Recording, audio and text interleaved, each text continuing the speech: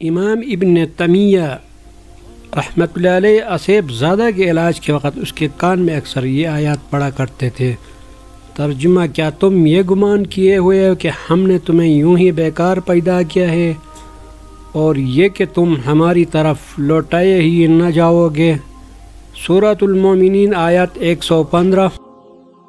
ایک مرتبہ شیخ رحمۃ اللہ علیہ بیان کیا کہ انہوں نے مسروح اسیب زادہ کے کان میں یہ آیات پڑھی تو روح جن نے کہا ہاں، اور اپنی آواز زور دے کر بلند کی۔ بیان کرتے ہیں کہ پھر میں نے اس کے لیے چھڑی اٹھائی اور اس سے اس کی گردن کی رگوں پر ضرب لگائی، یہاں تک کہ مارتے مارتے میرے ہاتھ اکڑ گئے اور دیکھنے والوں کو یہ شک ہونے لگا کہ کہیں اس مار پیٹ سے وہ مریض مر نہ جائے۔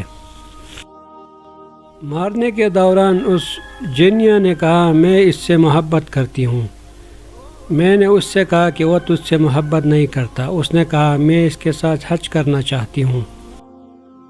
میں نے اس سے کہا کہ لیکن وہ تیرے ساتھ حج کرنا نہیں چاہتا۔ اس نے پھر کہا میں آپ کی کرامات کی وجہ سے اسے چھوڑتی ہوں۔ کہتے ہیں میں نے جواب دیا کہ نہیں، بلکہ خدا اور اس کے رسول صلی اللہ علیہ وسلم کی اطاعت میں اسے چھوڑ۔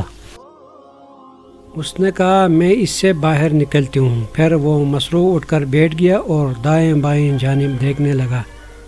پھر اس نے پوچھا کہ مجھے کیا ہوا تھا کہ شیخ کو بلایا گیا ہے۔ لوگوں نے اسے جواب دیا اور سوال کیا کہ یہ تمام چوٹیں کیسی ہے؟ اس نے جواب دیا میں نے تو کوئی گناہ نہیں کیا تھا۔ شیخ نے مجھے کس وجہ سے مارا ہے اور اسے محسوس بھی نہیں ہوا تھا کہ اسے کوئی چوٹ پڑی ہے۔ شیخ رحمۃ اللہ علیہ آیت الکرسی سے بھی علاج فرمایا کرتے تھے۔ آپ مسروح اور جو اس کا علاج کرے ان دونوں کو بکثرت اس کی قرأت کا حکم دیتے تھے اور اس کے ساتھ معوذ 3 کی قرأت کا بھی حکم فرمایا کرتے تھے۔